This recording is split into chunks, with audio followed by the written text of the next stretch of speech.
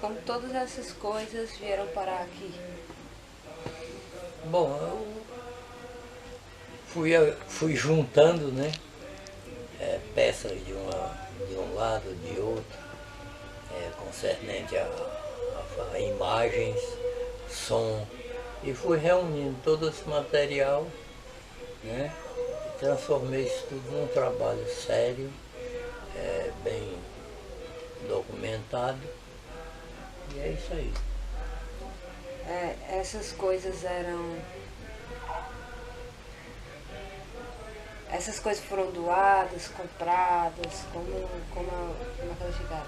Sempre eu digo brincando, mas que tem um fundo de verdade. Eu tenho aqui coisas compradas, coisas doadas e coisas até roubadas.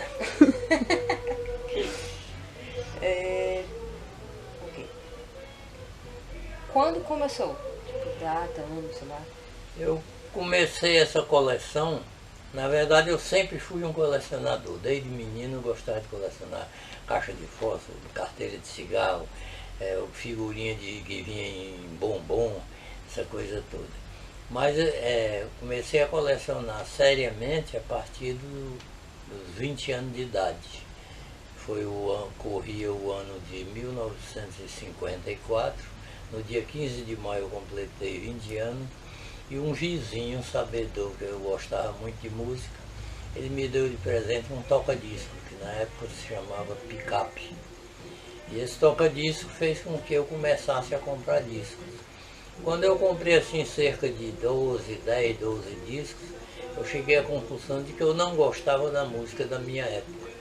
Porque a música da minha época era o produto do pós-guerra, né? A guerra terminou em 1946, em 54 ainda a nossa música popular está eivada de boleros, guarachas, rumbas e coisa que vinha dos Estados Unidos e pouco restava da música brasileira. A única resistência da época era o baião do Luiz Gonzaga. Então eu parti para o seguinte: quando eu era menino, meu pai tinha um gramofone com vários discos antigos. E aquelas músicas muito bonitas ficaram na minha memória. Então eu parti para procurar nas casas de disco aquelas músicas que eu conheci quando eu era menino. Então existia no comércio bastante música desse período, dos períodos anteriores, porque naquela época ainda não tinha havido o LP, chegado o LP. Então todos os discos que existiam à venda eram 78 rotações, aquele disco que traz uma música só de cada lado. Então eu procurava e tinha discos de 1927, de 30, de 40, de 46, de 48 e da minha época, que era 54. Então eu comprava esses discos, fui comprando até que esgotei tudo que existia de reedição no mercado. Aí, em conversa com o vendedor, ele me sugeriu que eu procurasse casas de família que tinham discos anteriores que eles tinham adquirido antes e que já tinham saído de mercado. E assim eu fiz e obtive sucesso.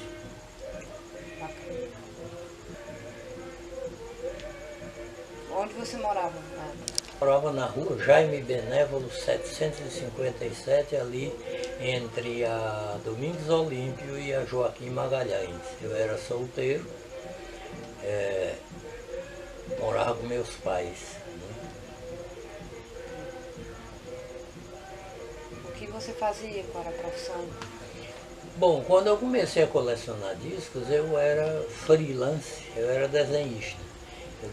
Desenhista publicitário. Então eu fazia desenhos para jornal, para revistas e também para rótulos de bebida, rótulos de alimentos, rótulos de diversos, enfim, todo tipo de desenho eu fazia. Final de ano eu fazia quadros de formatura, desenhava aqueles quadros e colocava as fotos do pessoal e tal, que era muito comum naquela época. Hoje em dia já não se faz mais isso. Então a minha profissão era desenhista. E eu fui desenhista até 1962, quando eu arranjei meu primeiro emprego, também como desenhista, porém técnico, no Denox. Chique, né?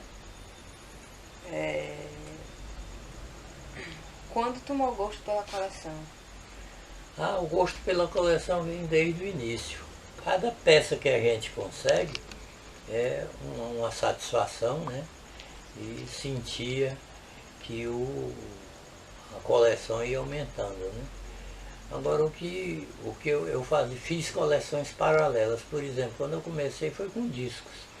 Então quando eu tinha assim bastante discos, que eu achava que tinha muito disco, tinha 500 e tanto, eu comecei a me interessar em saber a história das músicas, dos compositores, dos intérpretes, enfim.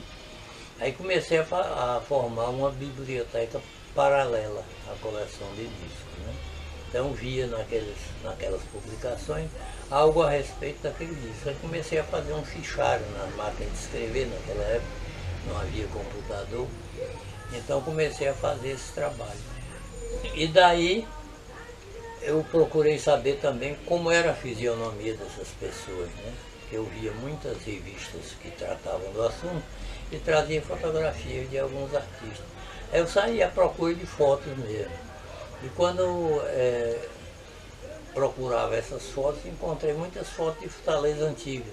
Então me apaixonei pela Fortaleza Antiga, porque meu pai era vivo nessa época. Eu perguntava a ele: papai, onde é que era isso? Isso era uma loja, pertencia a fulano e tal, fulano trabalhou lá, isso aí, fazia isso, assim, assim. Então ele foi me ensinando, eu fui aprendendo.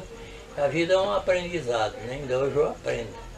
De maneira que foi crescendo, crescendo, e hoje a coleção abarca vários ramos, né? Conta aquela história, tu falou que ela abrange vários ramos, a história daqueles perfumes. Existem coleções que a gente adquire e que tem uma pequena história, né? Em 1975, quando eu já tinha bastante coisa, eu recebi a doação da Aba Filme. A Aba Filme achou por bem acabar com o fichário que eles tinham de negativos antigos. Eles tinham 16 armários cheios de negativos, então eles acharam por bem me doar. Então me doaram 15 e ficaram só com o último. Então eu consegui essa doação que cresceu bastante a parte de imagem da minha coleção. A outra coisa foi, eu vi um noticiário no jornal dizendo que um cidadão lá no Crato, que tinha uma loja de vender perfumaria, tinha fechado, lacrado sua loja porque recebeu uma multa muito alta do Estado e ele não podia pagar. Então ele lacrou a loja, encerrou a firma, e eu combinei com minha mulher e nós fomos ao Crato e eu comprei uma peça de cada coisa que ele tinha. Então hoje eu tenho um armário ali cheio dessas perfumarias. Só lamento que a loja dele não tem aberto em 1930, e sim em 50. Você falou do seu pai, né? Que ele mostrava as fotos de Fortaleza. Como era a ligação com ele a respeito disso, de amor pela música e tal? Nós tínhamos uma ligação muito estreita, eu e meu pai. Primeiro porque ele gostava muito de foto. Meu pai foi fotógrafo, inclusive itinerante no interior do estado. Ele fixou residência em Iguatu, Crato, Juazeiro, Sobral, Aracati, de maneira que ele tinha bastante conhecimento do assunto. Foi fotógrafo durante muitos anos, desde a praticamente década de 10 do século XX, porque quando ele era de Redenção, quando chegou em Fortaleza, ele aprendeu. O primeiro emprego dele foi na fotografia N. Olsen, um dinamarquês que tinha aqui. E ele, ao lado do irmão dele, Júlio Azevedo, do escritor Herman Lima, de outras pessoas importantes, mas ele aprendeu fotografia lá. Então, desde essa época, ele usava a fotografia. Embora ele fosse também pintor, retratista e pintor de paisagens e escritor. Então ele já foi o primeiro emprego dele foi na fotografia. Depois ele trabalhou na Light pintando bondes, etc. Né? Então eu tinha uma amizade muito estreita com meu pai, porque ele gostava também de música. Então quando eu conseguia um disco que ele se lembrava daquela música, ele ficava fascinado e tal. E eu colocava a música para ele ouvir e conversávamos a respeito. Né? O que você pensa sobre a música no Ceará? A música no Ceará, comparando-se com outros estados, não foi não é um estado muito forte de composições de música. Não. Os maiores compositores em quantidade e em qualidade é o Rio de Janeiro. Não sei se por ter sido tanto tempo a capital do Brasil, e por lá é que existiam as indústrias fonográficas, as principais emissoras de rádio. Então, no Rio de Janeiro é o maior número de compositores. Em segundo lugar fica São Paulo. Em terceiro lugar está Pernambuco, que é aqui do Nordeste. Né? Aí vem Bahia, vem outros estados para até chegar ao Ceará. O Ceará tem poucos, comparando-se com esses outros, tem poucos compositores. Mas a produção cearense sempre foi muito boa em relação ao que existia na época, na década de 20, 30, 40, 50, ele mantinha um tipo de música. Agora era um pouco subjugada ao estilo carioca. Né? Na época que o carioca fazia lundu, modinha, etc., nós também fazíamos esse tipo de música. Quando chegou as décadas mais recentes, que fazia-se canções, valsas, emboladas, samba canção, etc., a mesma coisa. A nossa música sempre foi no estilo carioca. Nós não temos um estilo próprio. O estilo próprio que o Estado tem é o folclore, né? Essas que são pegadas no folclore do interior. Então a zona mais rica de música folclórica aqui é o Cariri, né?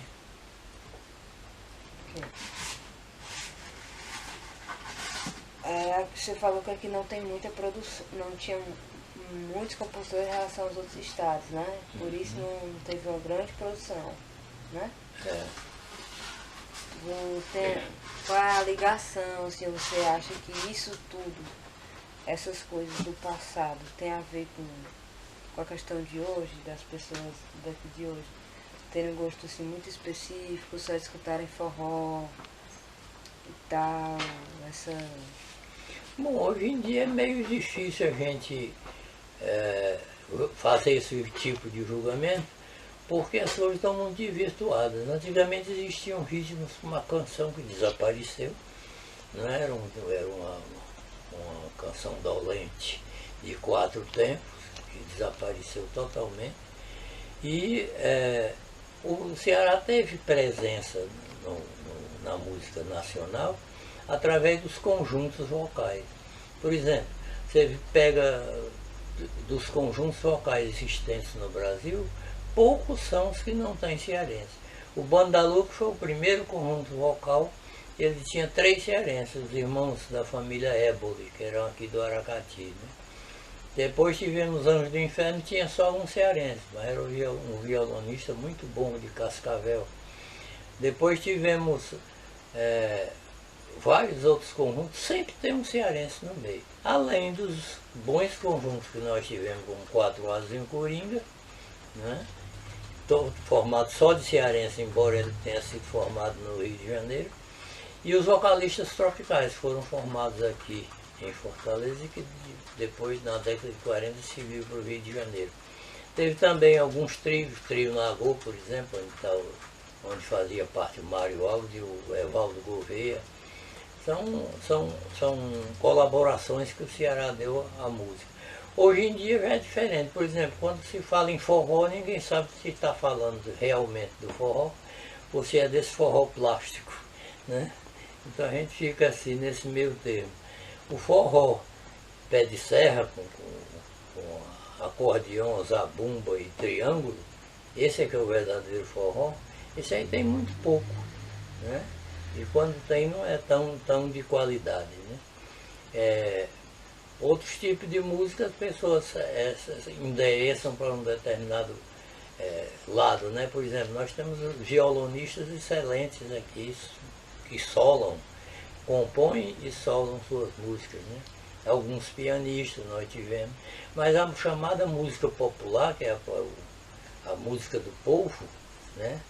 Nós não estamos muito ligados a ela não. Nós temos mais a música universitária, que são as músicas mais requintadas. É a história da música no Ceará. Se você fosse escrever a história da música no Ceará, quais eram os compositores, assim, os músicos que você não tiraria ou faria questão de falar sobre eles? Eu não sou especialista, mas se eu fosse escrever uma história da música cearense, por exemplo, ou a presença do Ceará na música brasileira, todos seriam sua vez. A gente tem que citar, nem que seja em poucas linhas, pela importância ou não, mas tem que ser citado, tem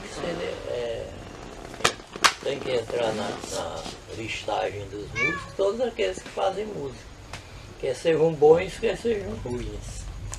Tem algum nome específico de alguém que você acha que foi super importante para a música do Ceará? Não, assim, o pessoal que foi importante para a música cearense, geralmente é o pessoal de Sobral, que é a família Donizete Gondim, né? Nós temos muito Gondim na música, todos eles vieram de Sobral, né?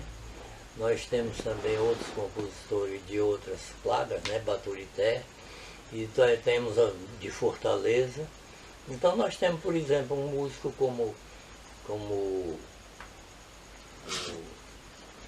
Emídio, né? José Emídio. José Emídio fez algumas peças importantíssimas que inclusive são sempre reeditadas em novas versões, né? Em discos nacionais, como é o caso do Mozart Araújo, que fez um levantamento da música cearense e colocou uma música do Zé Emílio muito bonita, que é uma espécie de tanguinho, né? Café Pequeno, que é uma música bastante elaborada, muito bem feita, e outros compositores mais que aqui povoaram o nosso mundo musical. As pessoas que você conta as histórias, que você sabe as histórias, são pessoas comuns, que estavam perto de você, ou de seu pai, ou são personagens distantes, que estavam só em jornais e tal? Geralmente toda a minha coleção, tanto a parte de disco como a de fotos, como os dados que eu guardo, são de artistas que estão distantes de nós, não são artistas contemporâneos. Eu prefiro fugir da contemporaneidade, né, para não ferir suscetibilidades, né? Eu prefiro analisar um compositor antigo dentro do seu período, que fica muito mais cômodo para mim, né? Eu posso dizer que o compositor fulano tal era bom, que o compositor fulano tal era medíocre, que o outro não era tão bom e tal. Ele já morreu, não vem me reclamar nada, né? Ao passo que o contemporâneo não vai gostar da opinião do crítico, né? Por isso, prefiro falar dos mais antigos. Aqui na minha sala de entrada, eu tenho duas coleções de fotografia. A do lado direito são os artistas nacionais, né, de todos os estados do Brasil, menos o Ceará. E do lado esquerdo são os artistas cearenses. Eles são os artistas cearenses, nem todos nascidos no Ceará, porque afinal de contas são considerados cearenses, porque aqui militaram, né? Mas, por exemplo, nós temos gente de Pernambuco, temos gente até do Rio de Janeiro, mas que ficaram aqui no Ceará, como Luiz Assunção, que veio do Maranhão, Pierre Luiz, que veio de Recife, o maestro Mozart Brandão também é do Recife. Então eles chegaram aqui e se fizeram cearenses, né? De maneira que eles estão na galeria dos cearenses.